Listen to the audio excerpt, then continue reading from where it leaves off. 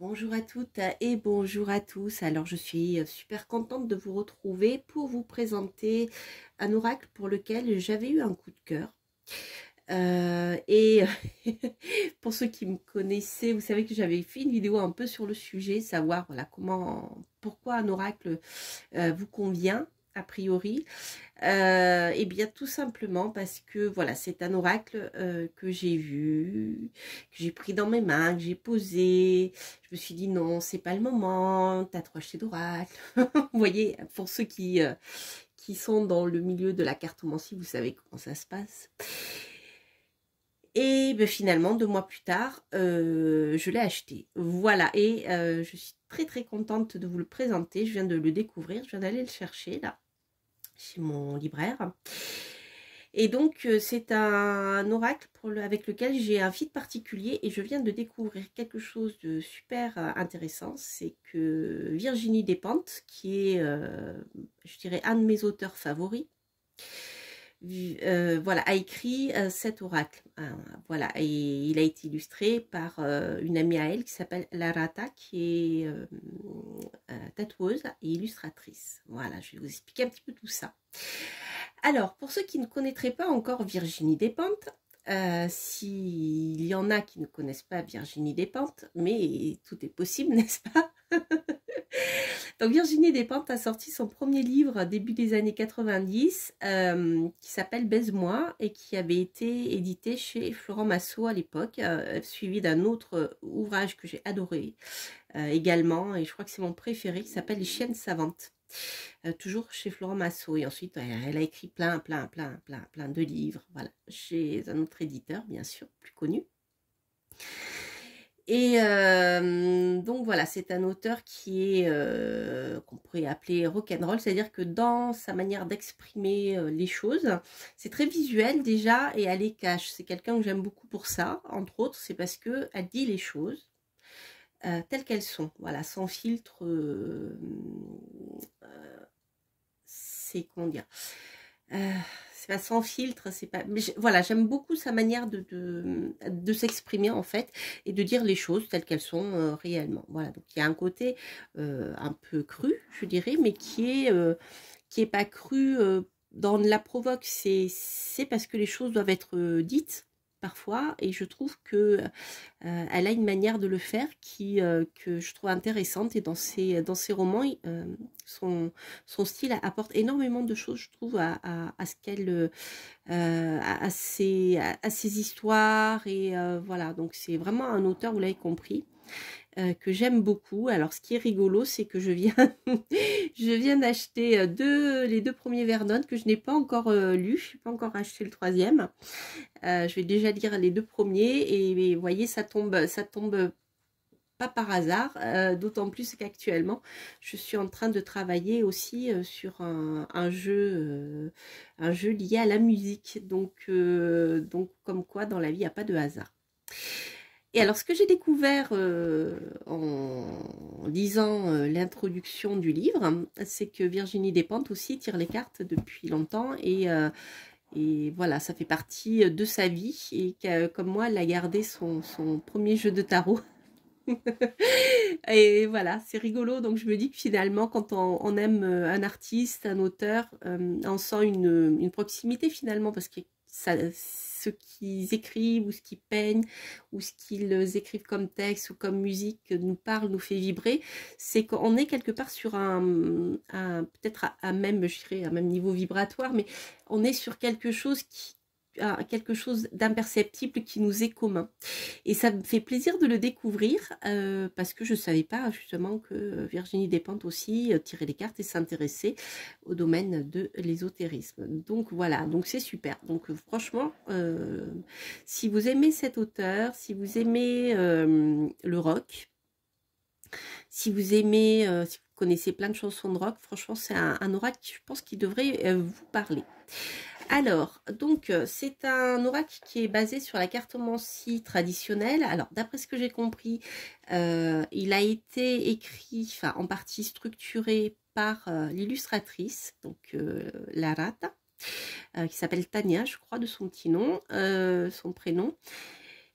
Et en fait, il est basé sur un jeu de cartomancie espagnol et gitan. Alors, je dois dire aussi que quand j'ai vu le mot gitan, pour ceux qui me suivez, vous connaissez un peu mon histoire, donc je vous invite à suivre mes publications sur le sujet, sur cette vidéo, comme ça vous comprendrez, puisque voilà, je ne vais pas parler de moi tout le temps non plus, puisque c'est pas l'objectif ici, c'est de vous présenter le jeu. Donc je vous invite à découvrir tout ça. Mais franchement, voilà, je me suis dit Virginie Despentes, ok, déjà ça m'intéresse. Et puis surtout par curiosité, parce que voilà, je savais pas, j'ai pas l'habitude de voir ses écrits dans cet univers-là. Et puis en plus, un lien avec les jeux de cartomancie traditionnels et les gitans. Donc forcément, déjà de manière objective, il ne pouvait que m'attirer. Alors, maintenant, on va découvrir ensemble le bouquin qui est vraiment très très bien. Donc, c'est basé sur la cartomancie. Donc, il y a 54 musiciens qui sont associés à 54 cartes. Voilà. Donc, ça, c'est le boîtier.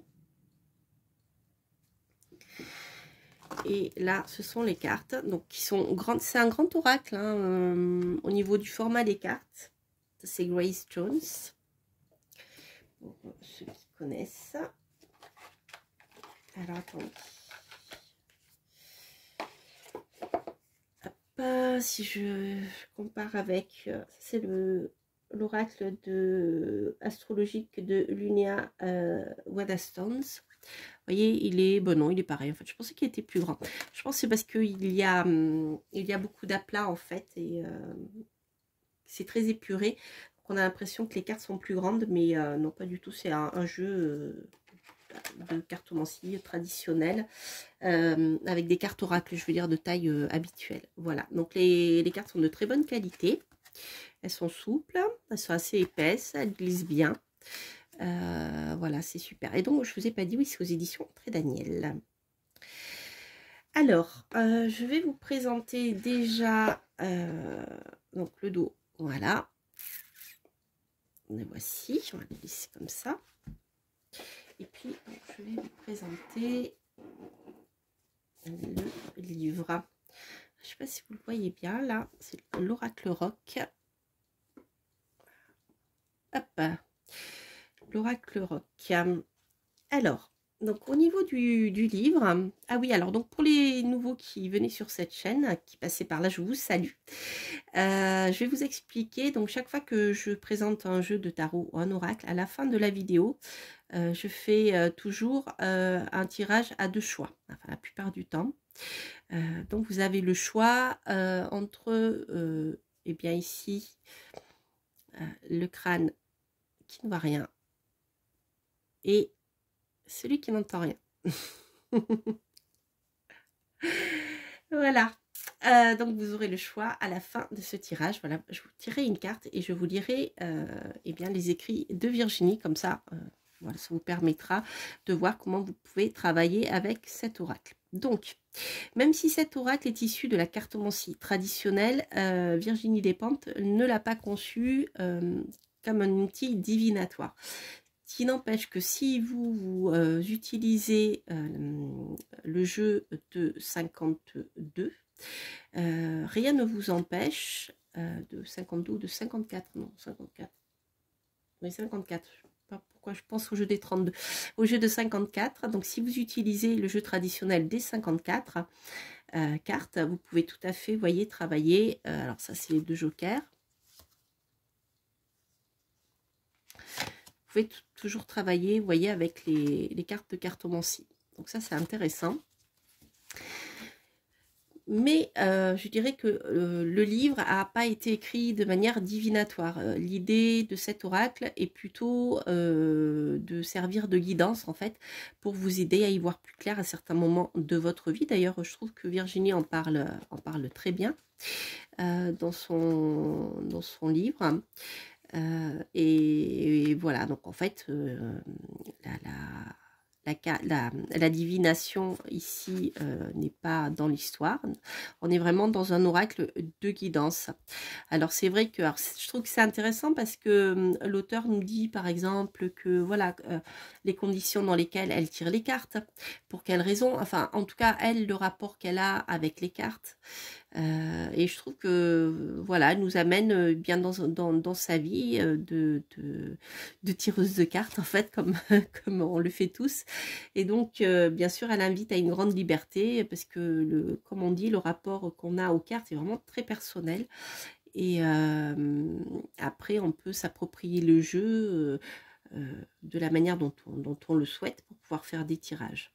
Alors, c'est un jeu dans lequel donc, on peut rentrer bien sûr avec les cartes de cartomancie traditionnelles, mais en même temps, comme l'auteur nous le dit, eh bien, les chansons et les musiciens qui ont été rattachés, c'est le fruit d'un échange avec l'illustratrice, qui a aussi créé le jeu, hein, les deux créatrices, donc, et que, bon, parfois, elles n'étaient pas d'accord, ce qui est tout à fait normal, et mais que bon, ça reste leur vision à elles, et que voilà, donc c'est vraiment personnel. Après, rien ne vous empêche, vous, comment dire, de vous comment dire, approprier le jeu et de l'utiliser à votre manière, en fait. Voilà, peut-être même sur le plan prédictif, pourquoi pas, hein, comme je vous le dis, si vous tirez les 54 cartes. Alors, ce qui est intéressant aussi, c'est que, alors, moi je trouve que ce jeu est original dans le sens où, par exemple, si vous connaissez bien la musique rock et si vous aimez beaucoup la musique rock, rien ne vous empêche, si vous connaissez les chansons, de vous laisser porter par ces chansons-là, qui peut-être en elles-mêmes vont vous évoquer des souvenirs, vont vous évoquer euh, comment dire, des choses qui vont vous renvoyer à votre histoire, peut-être à la question que vous posez au moment où vous tirez les cartes. Vous voyez, si vous tirez les cartes, vous posez une question précise, hein, il faut toujours, en général, sauf peut-être pour les énergies du matin, mais poser une question claire, hein. Et si vous tirez une carte, eh bien peut-être qu'en rentrant par le biais de la chanson, vous allez percevoir des choses, comprendre des choses qui vont vous remettre, vous faire prendre de la distance par rapport à votre situation et vous permettre peut-être de trouver une solution pour pouvoir résoudre le problème. Et ça, je trouve que c'est intéressant parce que la musique est comme la poésie et comme les cartes, c'est-à-dire que ce sont des médias qui vous permettent de percevoir le réel d'une autre manière et de le percevoir plus loin. Tout simplement parce que il n'y a pas le filtre des mots. Alors certes, dans les chansons, il y a un texte, mais en même temps, il y a la musique aussi. Donc vous voyez, il y a je trouve que la musique, même une chanson, vous touche directement, tape directement où il faut. Et en vous procurant bien sûr des émotions, ravivant des souvenirs, mais aussi on est sur un niveau vibratoire plus élevé, c'est-à-dire que on va pouvoir ressentir des choses du réel, mais qui se passent vraiment du filtre des mots, et donc finalement de leur, comment dire, de la limite qu'ils ont. Par exemple, je crois que c'est en hébreu, le mot aimer, il a cinq sens différents. Donc vous voyez, il y a 5 niveaux vibratoires différents. On monte de quelque chose de plus terrestre à quelque chose de plus spirituel. Et bien sûr, les mots bien nous bloquent par rapport à leur sens, alors qu'avec la musique, avec même parfois la poésie, hein, donc des textes poétiques en chanson avec des rimes, etc., ils peuvent vous faire passer des messages qui vont au-delà de quelque chose de rationnel. Voilà. Et ça, je trouve que c'est super fort. Et je vous ai présenté un jeu justement sur les sons japonais. Je vous invite à aller le découvrir, qui parle exactement de ça sur un autre plan plus spirituel également. Voilà. Donc je trouve que ce jeu est très intéressant. Par rapport entre autres voilà à ça. Donc bien sûr vous avez dans le livre les cartes. Donc les as et les cartes de cours sont à la fin. Donc là, vous avez par exemple ici un couple de musiciens. Et chaque fois, vous avez un petit texte, je suppose qu'ils sont extraits d'une chanson, à moins que ça soit le titre de la chanson. Ah, j'ai pas eu le temps de le regarder en détail. Et ensuite, bien sûr, vous avez la comment la signification. Voilà. Donc c'est vraiment écrit sous forme de guidance. Voilà, si c'est des petits conseils et par rapport à cette carte. Et comme me le dit Virginie, lorsque vous faites un tirage et que voilà, il y a quelque chose qui vous bloque, qui vous fait peur, voilà, il faut pas le faire il faut pas le faire dans ce sens-là. Faire un tirage, c'est pas pour vous faire peur, c'est pour vous aider à avancer. Donc bien sûr, s'il y a une carte négative, il y a forcément quelque chose qui est important à mettre en avant. Mais il faut le voir avec du recul plutôt que d'avoir peur et de partir en courant.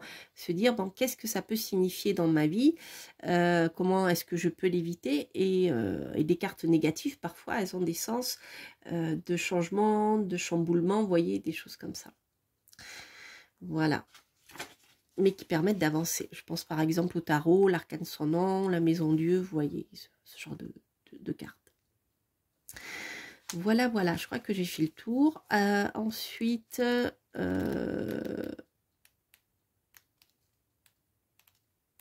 voilà, vous avez les chansons à la fin qui sont rattachées donc aux cartes. Donc ça, c'est super.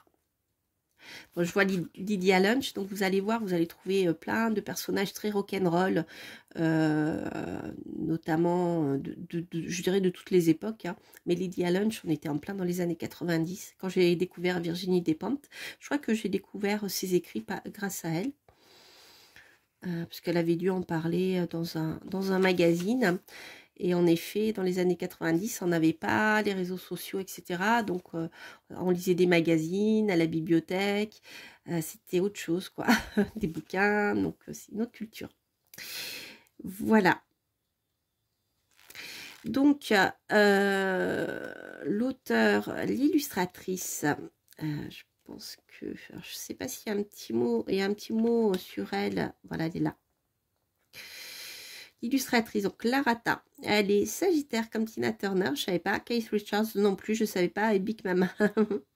Illustratrice et tatoueuse, elle mélange dans cet oracle plusieurs de ses passions, les idoles rock, le dessin façon tatou, façon gravure, le poker et la cartomancie. Ah oui, il y a un lien avec le poker aussi, mais je vais pas tout spoiler, je vous laisserai lire le livre. Donc je vais vous montrer quelques cartes, et puis ensuite, bien sûr, on va faire un tirage. Et comme ça, on va voir comment ce jeu peut vous parler. Donc ici, nous avons les deux jokers, Bowie et Grace Jones. Donc là, nous avons les White Stripes, Morrison, non. Et oui, Morrison, je suppose que c'est les Beatles. Alors, elle, je ne la connais pas, c'est peut-être Big Mama. Bob Dylan. Ah.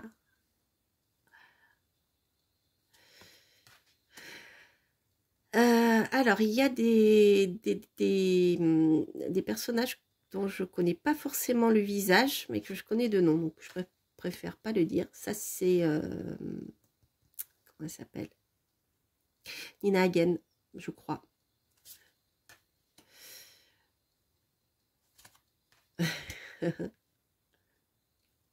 Je dis pas pour pas dire de conneries. Hein. Quand je sais pas, je dis rien.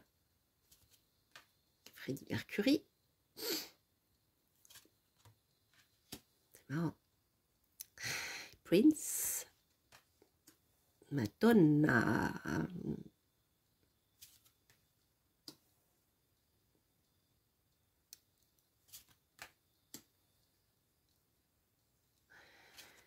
Voilà, je vais pas toutes vous les montrer. Les Rolling Stones.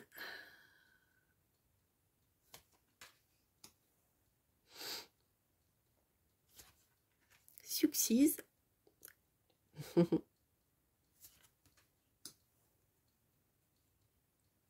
dirait Dolly Parton, non?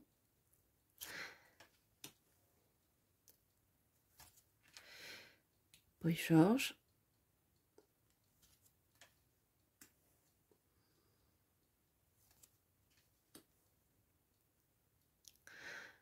on dirait Bess, comment elle s'appelle, c'est Betty Harris, je crois, du groupe, ça y est, j'ai un trou, ça reviendra, je crois que c'est elle, hein.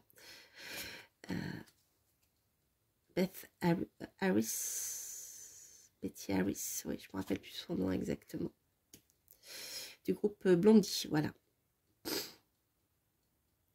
Leonard Cohen, Tina Turner, c'est Sid Vicious et sa copine, j'ai oublié le nom. Ça c'est comment il s'appelle, ah, je l'adore en plus, enfin j'adore ses chansons. Et je sais que Virginie Despentes aussi, elle y a fait référence souvent dans ses écrits. Il faisait partie des musiques du roman, je dirais. On ne peut pas le louper. La musique a été classée, grunge, etc. J'adore. Bref, je laisse de côté, ça me reviendra. Voilà. Jimi Hendrix, Michael. Ah zut. Ça c'est Tupac. Il y en a que je connais, enfin je les connais forcément, mais comme je connais pas trop leur nom, leur visage, je veux dire. Janice, notre copine Back to Black, j'ai que les chansons qui me reviennent. Kurt Cobain, ça y est, vous voyez, elle va arriver. Je le mets de côté. Lydia Lunch, qu'on a vu tout à l'heure. Lenny de Motorhead, paix son âme. C'est marrant, il fait penser à Dutronc, mais c'est pas Dutronc. Quand je l'ai vu, j'ai vu Dutronc en fait. Ah, finalement, je vous les aurais tous montrés. Patti Smith.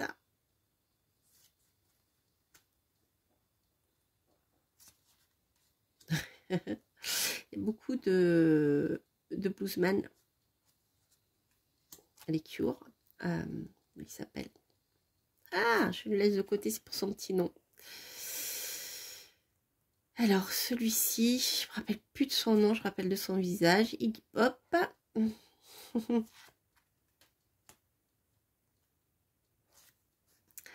Elvis Presley et James Brown. Super. Alors, donc, voilà, je vous les ai tous montrés. Ce qu'on va faire, on va se faire un petit tirage de choix. Donc, vous pouvez poser une question qui vous préoccupe par crâne. Donc, la première, ça sera celui qui ne voit rien. Et le second, celui qui n'entend rien. Voilà. Allez.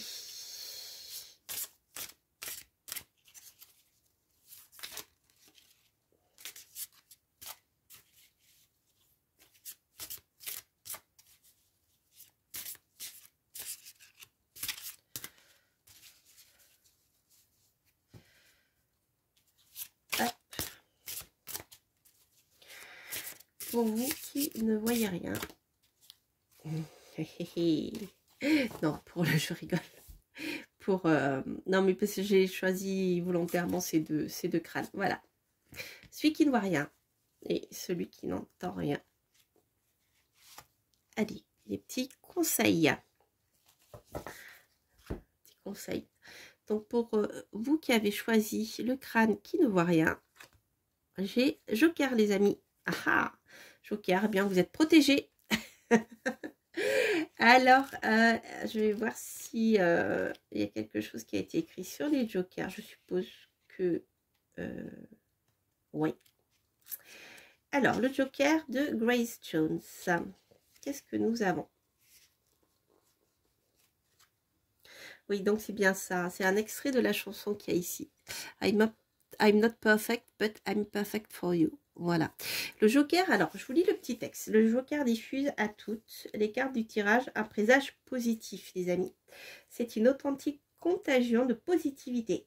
Grace Jones, la vie en rose, la boule à facettes, le chic. Les mauvaises ondes ont peu de chances de t'atteindre. Tu as l'insolence en plus de la chance. Tes formules sont justes. Les combinaisons esthétiques audacieuses fonctionnent.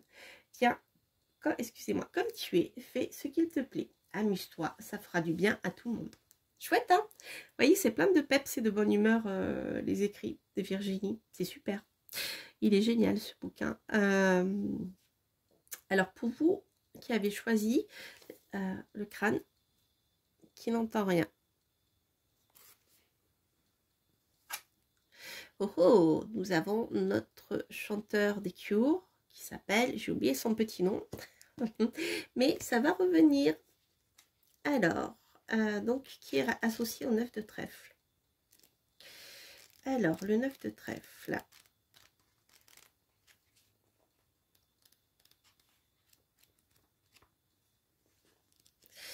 Le 9 de trèfle.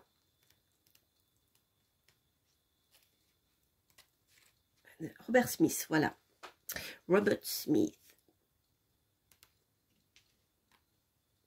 Il suffit d'une personne qui te comprenne pour qu'une stabilité revienne. Souviens-toi que l'équilibre est toujours une recherche, un mouvement, pas de stagnation. La transformation est radicale, c'est sans doute une reconversion, mais qui a pour racine un geste simple, un changement a priori mineur. C'est à partir d'un détail que tout se mettra en route. Il n'est pas question de tout foutre en l'air. Un voile se déchire et découvre une réserve de force dont tu ne soupçonnais pas l'étendue. Il y a beaucoup de choses que tu ignores et qui te seront révélées. Renonce à des évidences qui ne sont plus justes désormais. C'est voilà, toujours cette histoire de roue qui tourne. Il y a une idée d'honnêteté, de sincérité très forte dans cette carte. Une amélioration est en route. Ça se déroule comme si tu avais toujours su ce qui allait se passer alors que tu ne l'avais absolument pas prévu. Mais il y a quelque chose d'évident, de naturel et de facile dans ce qui t'arrive. Tu n'as pas besoin d'audace particulière pour déclencher ce processus, mais tu as besoin d'une grande humilité pour en profiter pleinement. Tu n'obtiens rien de bon en faisant ta racaille. Et si tu as dans l'idée de faire une connerie, abstiens-toi. Même si tu es persuadé qu'on ne pourra pas te rattraper, tu devras répondre de tes actes. Ta magie opère à sa façon, tu es déjà capable d'accueillir ton chagrin sans qu'il te dévore entièrement. Sens-toi libre d'inventer de nouvelles stratégies et n'oublie pas que ça partira de quelque chose d'anodin. Voilà, donc rien qu'avec le texte, voilà, vous pouvez lire le texte tel qu'il est. Vous pouvez vous baser sur la chanson si vous la connaissez bien et vous laisser porter par ses vibrations. Je trouve que c'est super intéressant. Voilà, voilà, voilà. Voilà les amis, bah, écoutez, je suis ravie de vous avoir présenté cet oracle rock de Virginie Despentes, illustré par Larata aux éditions Très Daniel. Donc j'avoue que voilà, je suis vraiment contente parce qu'en plus je dirais que c'est grâce à Virginie Despentes, en tout cas grâce à ses deux premiers livres que j'ai lus, que j'ai eu l'audace d'écrire mon premier roman et de me lancer aussi comme auteur. Et voilà, parce que elle a la, comment dire, elle a cette, c'est comme, comment vous expliquer, c'est comme quand, voilà, vous voulez écrire quelque chose, mais en fait, moi je me sentais un peu, voilà, pas assez littéraire, coincée dans des a priori, d'avoir un niveau de langue très riche, parce que quand on lit des bouquins, parfois comme ce qu'on a lu à l'école, ce qu'on a appris, on se dit mais c'est pas possible, je pourrais jamais écrire un bouquin. Et en fait, le style tellement fluide et naturel, dépourvu de toute, comment dire, de tout encombrement inutile, de Virginie, moi m'a plu parce que comme je vous l'ai dit, il est cash. Et en plus, c'est comment dire, c'est en même temps, c'est comme si vous vouliez écrire de la poésie. D'ailleurs, mes premiers poèmes, je les ai écrits comme ça. c'est quand on lit des poésies anciennes avec des rimes, avec des structures de vers et tout, comme on l'apprend à l'école. On se dit, c'est pas possible. Moi, ça me bloquait, hein, écrire des poèmes comme ça. J'étais incapable de le faire. C'est même pas que j'étais incapable, c'est que ça m'intéressait pas. Je pense que j'aurais été capable de le faire si ça m'avait intéressé, mais je n'aimais pas du tout. Et en fait, quand j'ai découvert Rimbaud, mais pour moi, ça a été, je me suis dit, mais oui, ça m'a donné envie d'écrire des poèmes. Et je crois que c'est Rimbaud, en lisant Rimbaud, que j'ai commencé à écrire mes premiers poèmes. Et grâce à Virginie, que j'ai eu l'audace d'écrire, de commencer à écrire mon roman, d'ailleurs. Voilà. Donc c'est super. Et franchement, voilà, je fais un aparté parce que j'ai vraiment un lien particulier avec cet auteur. Et vous voyez, ça revient, je vous en parle parce que elle fait partie quelque part de ma vie. Et c'est rigolo parce que elle y revient de manière complètement inattendue à travers son oracle rock. Voilà. Donc les amis, je vous embrasse. Je vous souhaite de passer un bon réveillon, de profiter de ces derniers jours de repos avant d'attaquer plein de belles choses pour cette nouvelle année. Je ne sais pas encore quand je vais le diffuser, mais bon, ça sera certainement en 2023. Je vous souhaite de passer une très bonne année 2023 et que tous vos vœux se réalisent et que voilà, vous ayez l'audace de vous lancer dans vos projets et parce que plein de belles choses vont vous arriver certainement. Je vous embrasse et je vous dis à très très bientôt pour de prochaines aventures. Portez-vous bien. Bye bye.